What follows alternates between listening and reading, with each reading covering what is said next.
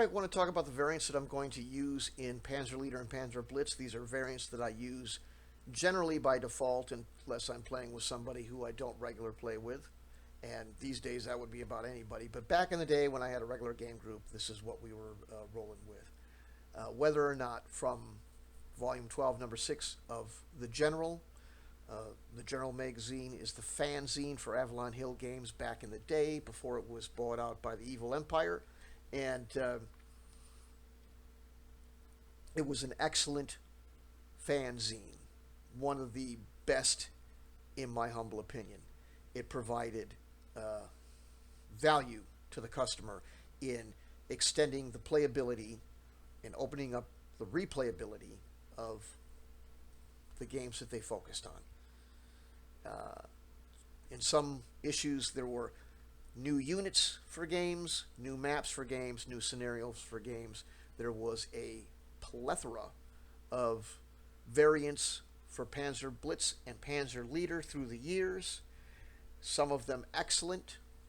I don't use all of them, but I do use quite a few. Roy Easton and Norman Klugstall made this one. This is actually one of two weather variants in the General.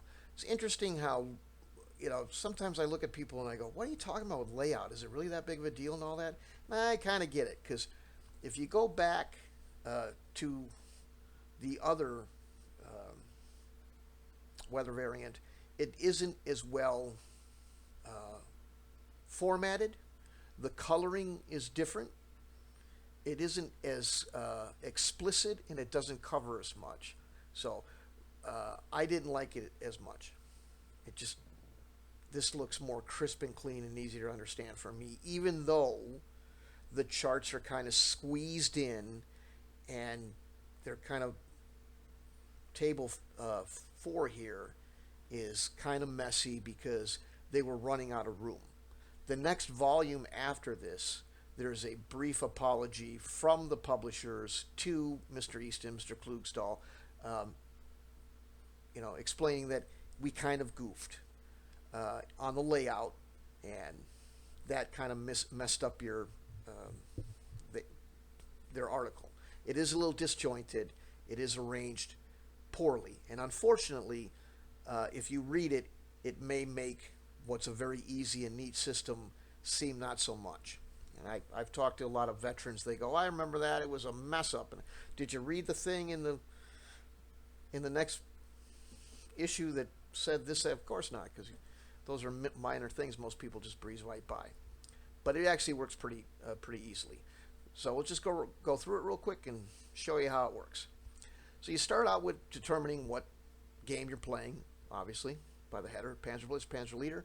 I'm playing Panzer Leader. I'm playing Elsenborn Ridge, which is, so you look at the situation's date, December 18th. And so that puts us in the month of December. All right, so we want to determine what's going on in general as far as weather. We've got a 2. That puts us at snow. So there's snow happening. You don't have to randomly do it. You can just use the rules and say, we want this weather because it makes sense for what we're doing or whatever. I just thought it'd be neat just to kind of roll through it and do a random, even though it may make it maybe a little ahistorical, whatever. But we got the snow. So what's next? How much snow? How much snow is on the ground? Table 3, amount of fallen snow. We skip right past rain severity because it ain't raining. It's snowing. Okay. Well, another 6-sided roll. We got a 5. Alrighty. Panzer Leader, 5. That's medium snowfall. So it's been snowing a while, and or it's been snowing heavy for a little bit short of a time. Well, how much snow is falling right now, if any? That's where you go to Table 4, snowstorm severity. And you roll on column A. This is the one that kind of got smushed together, so it's a little weird, but you roll on column A, and if you get a result that includes B, then you go back to B, you roll again, and you look at the B column. So let's see if that happens. We can go through the whole deal. We got a 6, so we're going to B. So under Panzer Leader, that is a snowstorm, and it's medium snowstorm. Okay. So we got medium on the ground, we got medium in the air. What does that mean? For on the ground, it means this. Medium snow, there's a note for effects on combat, and that is if there's no snow in the air, some things happen. There is snow in the air, move right past it. Now, roads and town hexes are in one category because they have hard-packed roads, which can make a difference.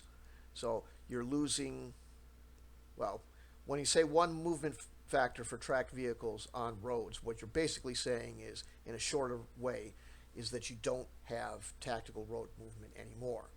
For wheeled vehicles, 2 movement factors per hex moving on roads. All other hexes are doubled for tracks and 8 movement factors per hex for wheeled.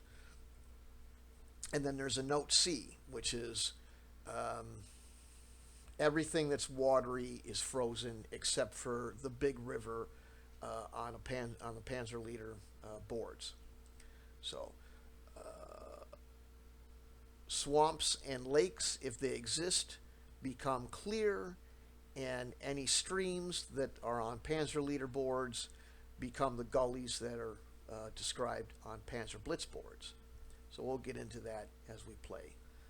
Just basically changes how you can use them for cover and how you enter and exit them generally. So that's all the effects on movement. Now, here's where things kind of, as far as layout of the magazine, whoopsie, but hey, man, cool new counters for your new game. That's the kind of stuff that I really liked. Got to pay the bills, so you have all this that kind of got in the way, and then you finally, back here in the corner, start the article back up again, which caused some confusion. And it was a little bit ham-fistedly worded as well. But breaking it all down, you've got a medium snowstorm. What that means is your vehicular road movement costs are doubled, and all ranges for direct fire weapons are halved. It's snowing, it's hard to see.